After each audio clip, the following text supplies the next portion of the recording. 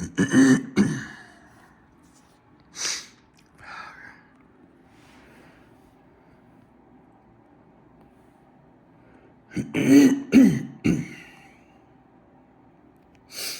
no matter what happens, you're about to get some of the greatest experience of your life.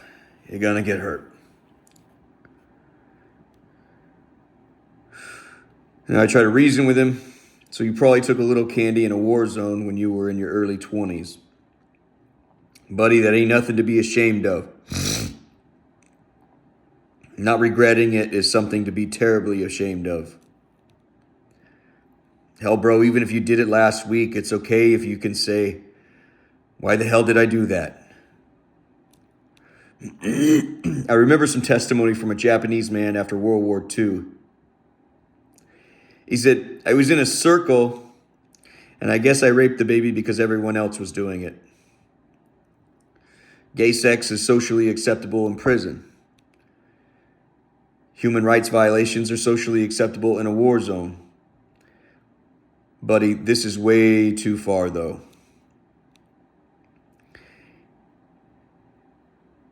And you ain't un-American for throwing the flag. You're un-American if you don't. And when you get older, hopefully, upon reflection, you'll wish you showed up to the war zone with a heart-on to help, not take. You decide the culture of the military. I guess this is a normal part of growing up. You know how many course corrections I've had? When you get older, you like to call them distractions and disappointments.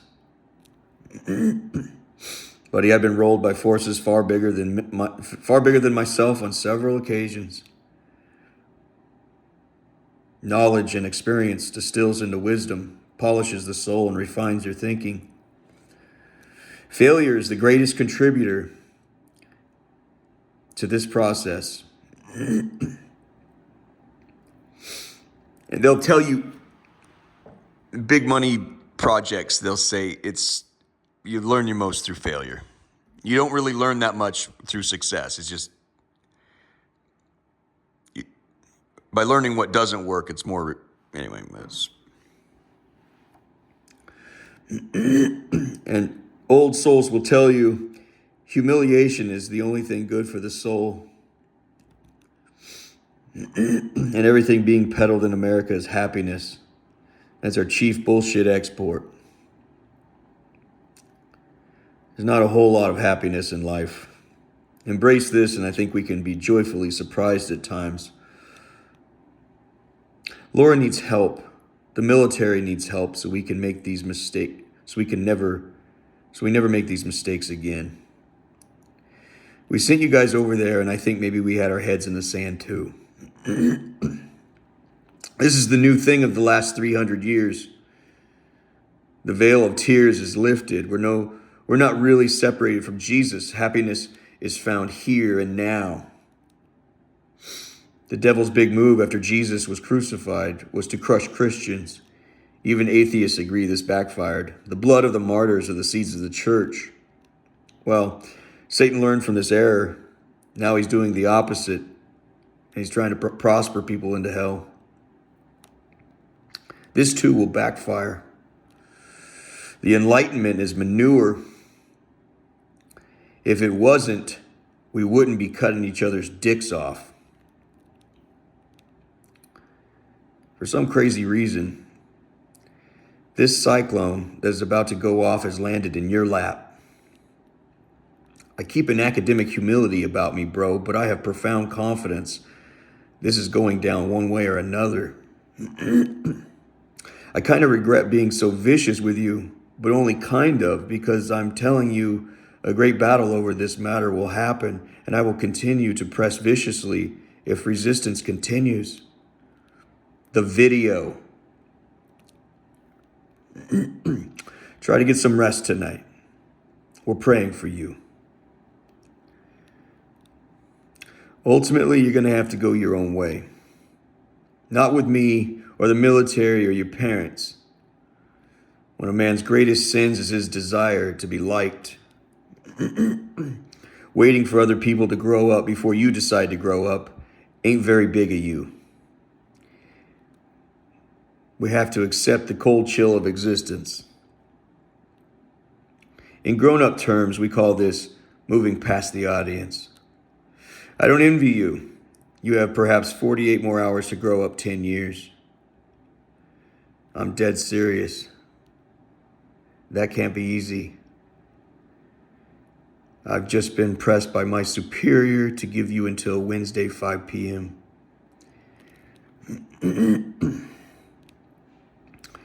Maybe read the Sermon on the Mount or the Crucible and go for a hike.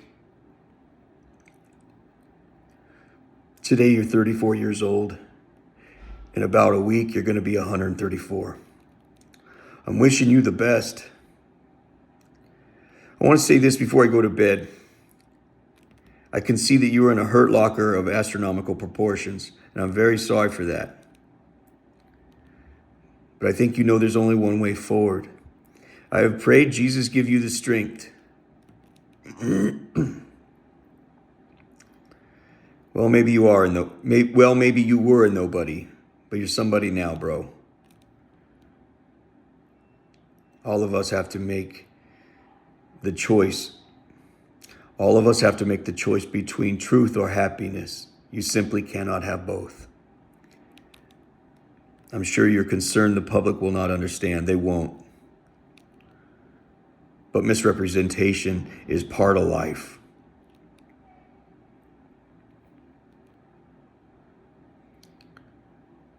After sleeping on it for 4 hours, I've had a change of heart. 34 years old is absolute peak manhood. You're mine, bitch. I was a city employee at 20. I got into a side business, retailing some Chinese product. Got into a conflict with the distributor, and he showed me how the world works. He sued me, and then my dad for being in the vicinity. I had enough money to get my dad exonerated. The lawsuit beat the living shit out of me. They're just so fucking insidious. Finally, a year later, I collapsed into bankruptcy. Then, the moment my bankruptcy is discharged through the court, I'm sued by the same outfit a second time. It would be like turning Baghdad into a glass parking lot. Then 9 months later, when a few dogs emerged from the caves to scavenge for food, hitting them with another nuke. This all happened before I was old enough to legally drink. About a year after that, by chance, I look at the front page of the newspaper. This is before the internet. And I see a picture of the man who sued me. Headline said something like, Speaker of the House averts shutdown. I had no idea who I'd fucked with. Well, you have no idea who you fucked with. I'm telling you for the last time to contact the FBI to negotiate Laura's release. Well, I guess there's no arguing with success. Mr. Warpinski, I have had a storage unit at the Navy Yard for over 2 years. And it continues to be paid well in advance. Inside this storage unit is a nuclear weapon scheduled to go off at 5 p.m. on Wednesday. The slightest peek into my history and the storage unit will reveal I am connected to Iranian and Moroccan nationals on the terror watch list. Do not attempt to open the unit without my help. It will trigger the bomb. Mr. Warpinski, you poor misguided sack of shit. If the sun sets on Wednesday and Agent Haddock at the FBI does not have this file, the sun will not rise on Thursday. You don't get to rape and butcher men, women, and children and then rest comfortably under the shadow of my home without my fucking say-so. This land belongs to Americans, the natives we stole it from, and the niggers we destroyed building it. My dear friend, you're sitting in my chair.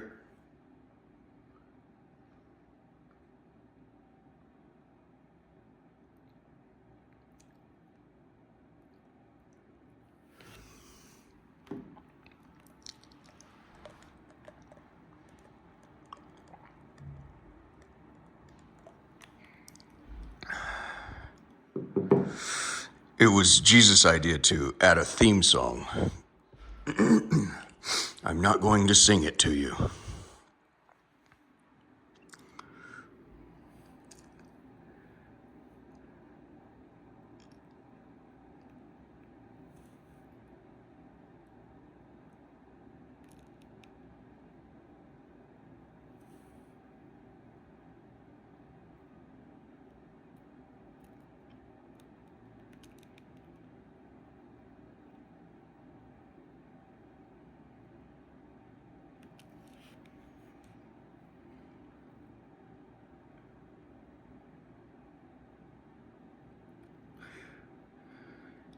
I tell him, I said, you can't run without my knowing about it. Do not run.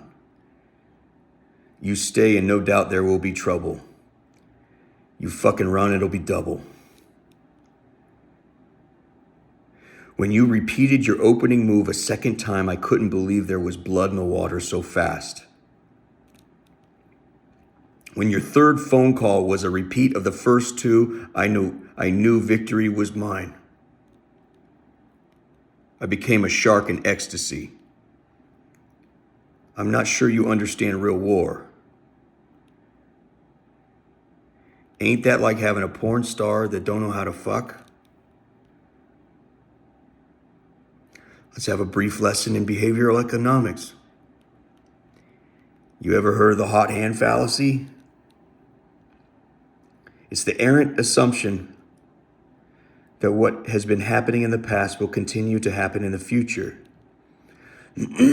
Derek Chauvin believed he could publicly deny George Floyd basic human rights because this is something the police had always upheld. They simply had never turned on the blue line. That's the hot hand fallacy. There was a,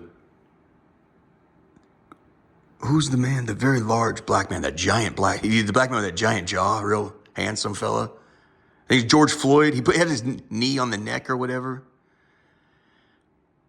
Right before the pandemic or during the pandemic, caused a whole giant stink, right? They just thought they could. They'd always gotten away with that. That's what I'm saying. You understand behavioral economics. They thought, the officer. I almost feel like sad, a little bit sad for the officer. Well, they always got away with this in the past.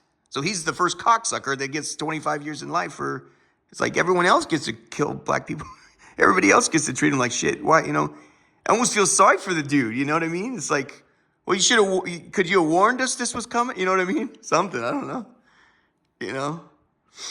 I think he killed that black man. I don't think he meant to, but when a man says, I can't fucking breathe, he's begging, he's begging. It's murder. So no, it's his poor luck. If he wants to get out early for what he's done, he needs to talk with Mother Mary. That's the hot hand fallacy. Hey, asshole.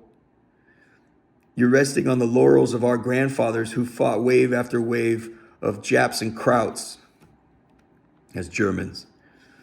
You are a prosecutor and officer of the court, not only sitting on evidence exposing crimes against humanity and harboring a serial killer who stole my niece's bunny, you're now refusing to call in a hostage negotiator for Laura's release and to alert the White House that the entire metro area of 6 million people needs to be evacuated. The Department of Homeland Security will love this. I actually moved a ton of the parts for that weapon through the subway system. No shit, I actually rented a dolly from the U-Haul and moved it all like I was moving a refrigerator on a subway car. I have, in fact, got the dolly, moved heavy equipment inside a big box that and no one ever stopped me. The trick, my friend, is to believe in what you're doing. Then 6 months later, this is where it gets funny. I buy $400 worth of flowers to take up to the St. Anne and St. Mary shrine at the Franciscan Monastery for Mother's Day, and this triggers a suspicious package alert at Gallery Chinatown, whereupon an officer escorts me all the way to Catholic University Station. In other places, I said it was $1,200 worth of flowers. It was $1,200 worth of flowers. I got almost all those flowers from a wholesaler up in Silver Spring. But I'm moving this huge jump of flowers. They were flowers. It's the most beautiful thing you ever saw in your life. Moving them. They didn't. There's somebody here. Nobody stopped me when I was running heavy equipment through the subway. I walked through with a giant thing of fucking flowers, like bigger than you ever seen in your life. And then they shadowed me all the way to CUA.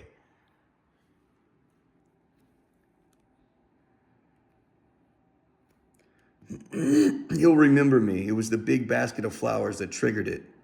Here's an irony. What do you think about a city that's one of the most expensive in the world to live in being named after a saint, famed for his shocking vow of poverty?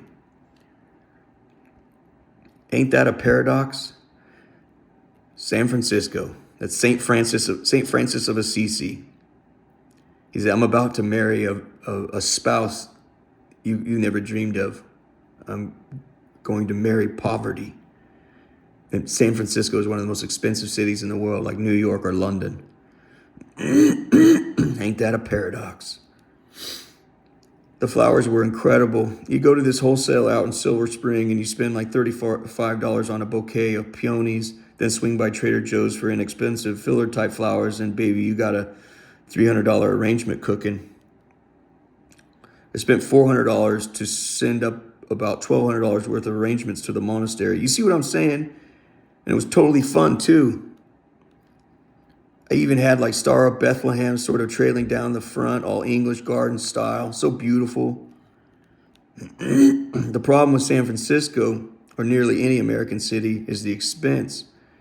You need to make about $250,000 a year just to get by. So you work 14 hours a day and you're broke not only in money, but time. Out of money, out of time, kind of like you.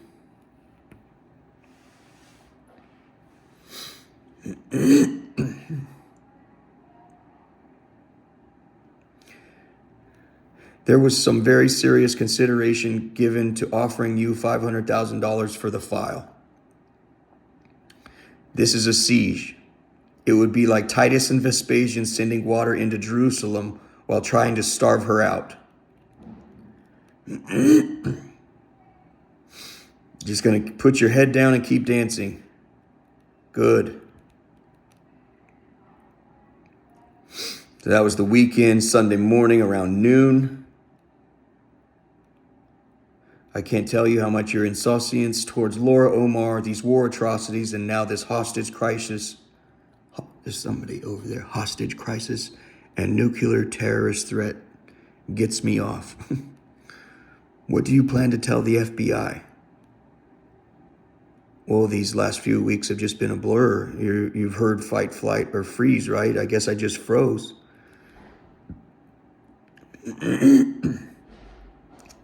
Insouciance means casual lack of concern, indifference. You remember the Richard Russell incident? He was the baggage handler at the airport who decided to steal an airplane. I don't support suicide, but once he decided upon it, I can't tell you how satisfying it was. He did something creative. Here the man was broken beyond repair, barely holding on. But he somehow summons the gumption to do one final beautiful thing. Strangely, I respect what he did. Made that big boy do barrel rolls and then out to sea to go lights out. The problem for you is that advisors specializing in terror attacks have always said that is in fact our greatest threat, an insider who we see and welcome every day and knows exactly the right place to put a bomb. You put no thought into actual terror or threats against the homeland, have you? All of it was to play grab ass with goat herders.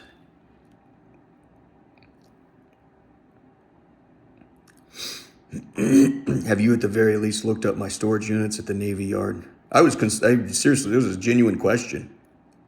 I thought for sure at the very least he'd done that. Just gonna sweat it out, huh? Don't want this story getting out? If you'd like to switch sides, I'd be more than happy to review your resume. Truth is, I'm not sure you have enough experience. I'm kind of at a loss of what to do next. Not about you, of course. You're going to be unemployed Thursday morning, no matter what happens. I mean, I don't know if I should go to work tomorrow. What if you pull your head out of your ass and call the FBI to save your own skin, and I have to be arrested on Capitol Hill?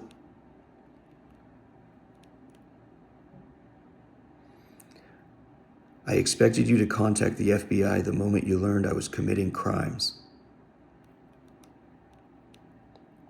I mean, do you need this time to get your nose clean before you finally contact the FBI? As my black friends would say, are you outside your mind? Have you ever read Industrial Society and Its Future? Real salt of the earth type shit. That's a question. It's something my dad used to scream at me. Yeah, the rights have a real... Yeah. I don't want to do it right now. It's silliness. It's a question seeking answer.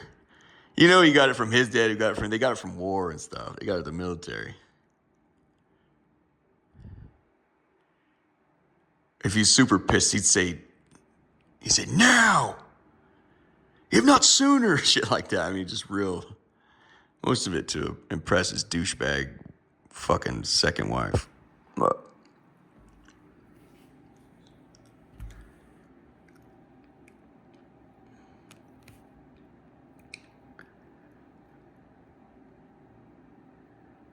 I guess this is how a man crumples at the end. It was the Belgians who shocked the world during World War I.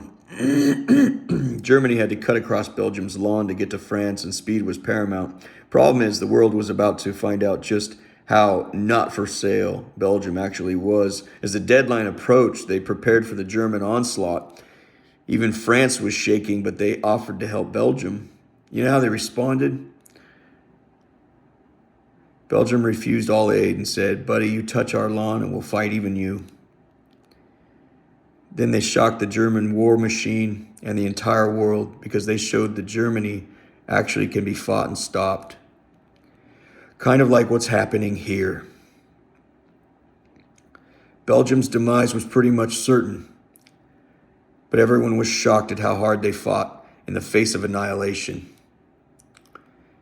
It took several weeks to punch through when they were hoping to do it in a day or two. The Belgium commander was finally captured, but it was of the highest importance that everyone knew he was arrested while unconscious.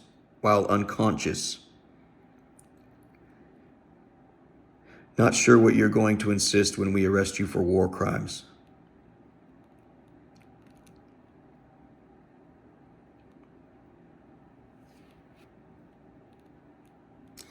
And I know what you're thinking.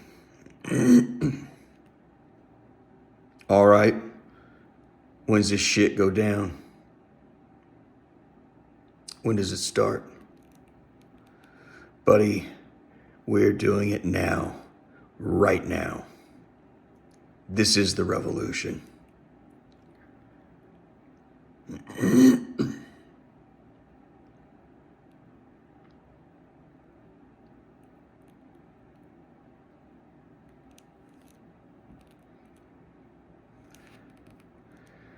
The Greeks taught us that beauty is holiness. The Jews taught us that holiness is beauty. What do you say?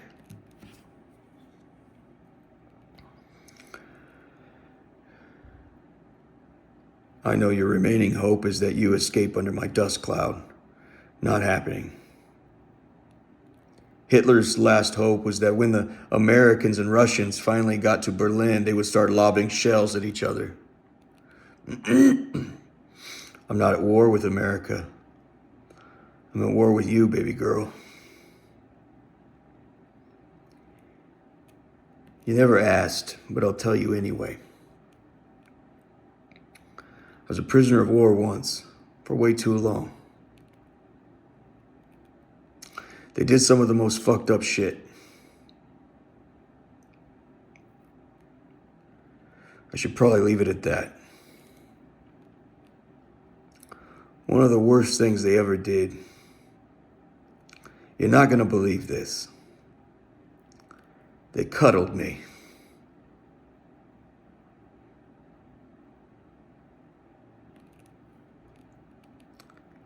Ain't that the most fucked up hate you ever heard?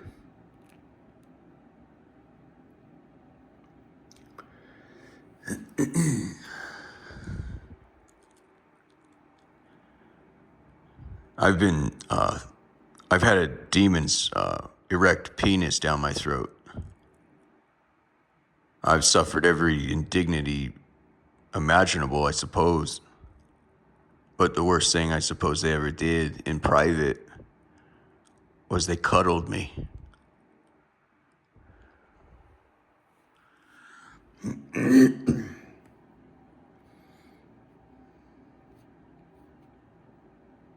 Ain't that the most fucked up hate you ever heard? Kind of like what Laura was doing, sucking people off and then cutting off their dicks. You hear me, hillbilly boy? I'm gonna cuddle your fat ass.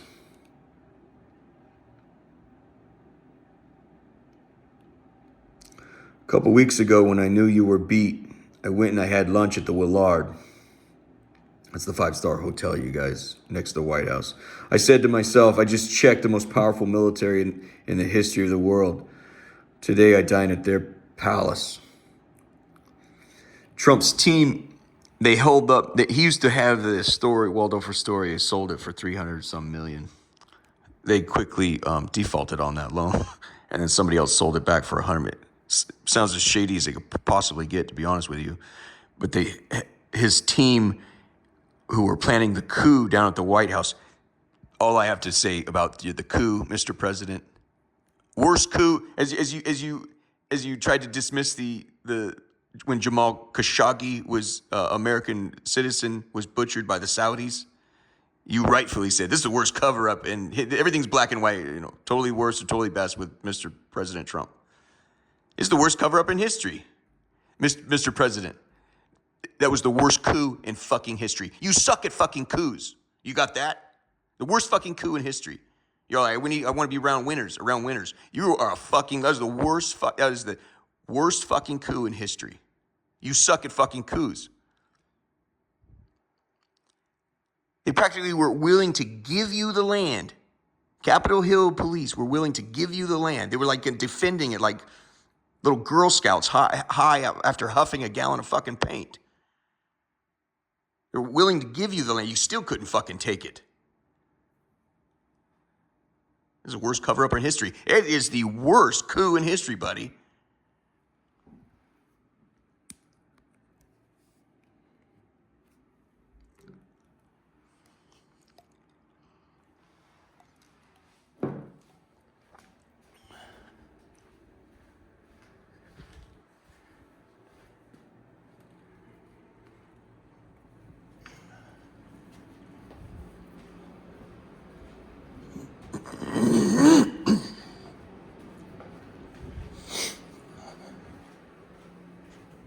As a fucking American citizen. I don't know. I feel like you could have still privately backed the Saudis while publicly excoriating them. Fuck, man.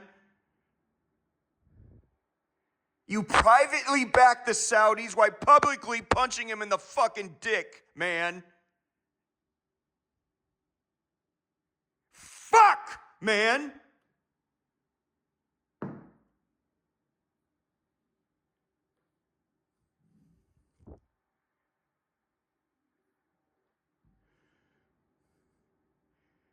He was an American citizen, man.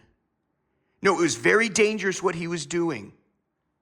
It was very dangerous what he's doing. That's very dangerous shit.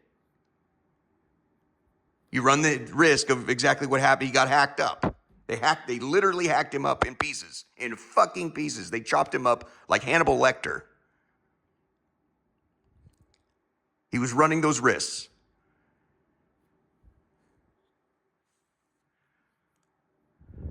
Fuck, man.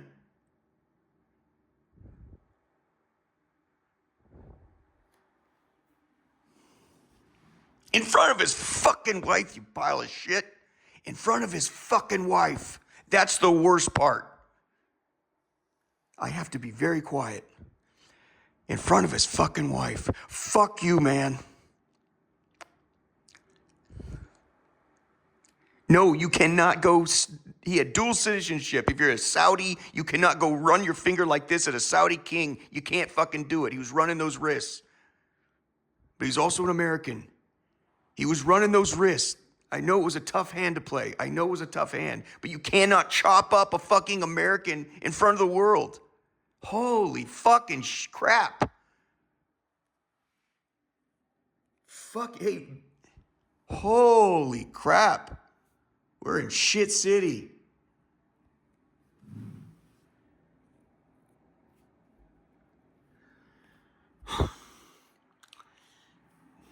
So I had lunch at the Willard.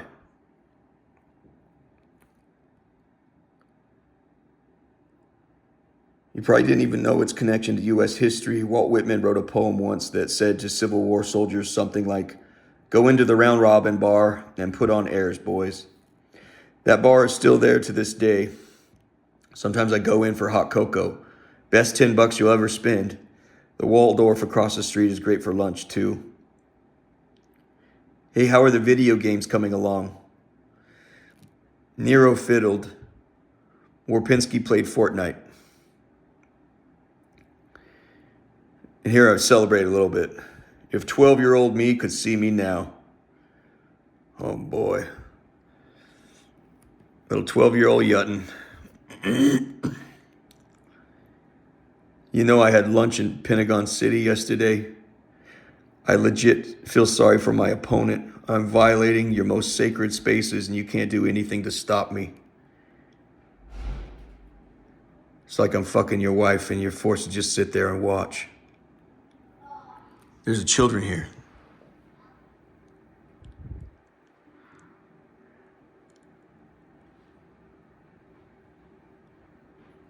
Oh, fuck. Hold on. Shit. Hold on. Oh, they're looking at the books.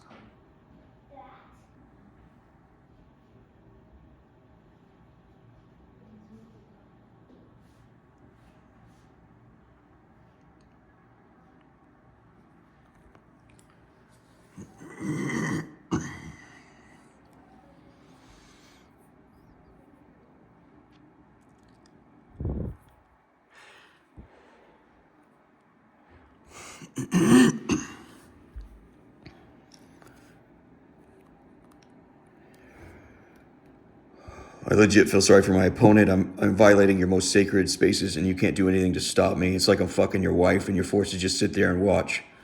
But here's the catch, Grasshopper. You know why the final order of the day once the Russians got to Berlin was to rape all the women? Because when Hitler sent his army east, he said to his men, the Geneva Conventions don't apply in the East. I guess Slavs, from whence we get the name slave, are lesser people. So in the end, hotshot, I like the poetry in it. You ripped families apart and then fucked and killed them. So settle in, asshole, as I continue to fuck your wife on Front Street. Be not deceived. God is not mocked. Whatever a man sows, that also will he reap.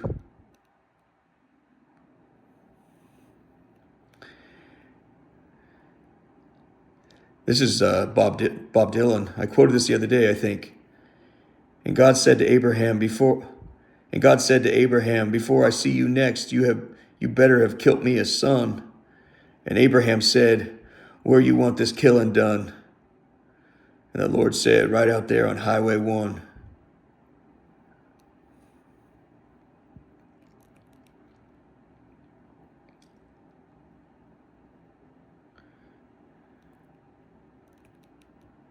You thought you'd go out and play white man with the natives.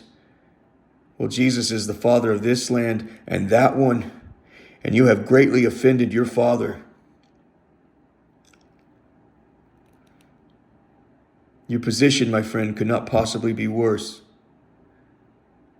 These messages are dripping with authenticity. How will you explain yourself for not acting? You guys, he cannot decide. It's clear what's happening here, right? He's put a decision. You cannot go, oh, I got this wild asshole somewhere threatening to blow up. He said he's got a 2,200-pound nuclear bomb in his storage unit in Navy Yard. I mean, I still have a storage unit in the fucking Navy Yard. He's threatening to blow it up before the State of the Union. You know, you can't just go, I'm going to go with my, I have a hunch he's fucking around. It's in, you guys follow that, right? Okay. My point is you don't have discretionary anytime. Like yesterday when I told you that on January 6th they called in bomb threats, they have to go see if it's serious. They cannot go, we're gonna, you can't, it's not, you have no, it's what they call discretionary power there. You cannot use your discretion. You have to go check. How will you explain yourself for not acting? I think if you were to contact the FBI today, your reputation will be somewhat salvageable. If you don't, your ambivalence and indecision will haunt you forever. You'll have a whole new anniversary to celebrate. I'm going to go take communion.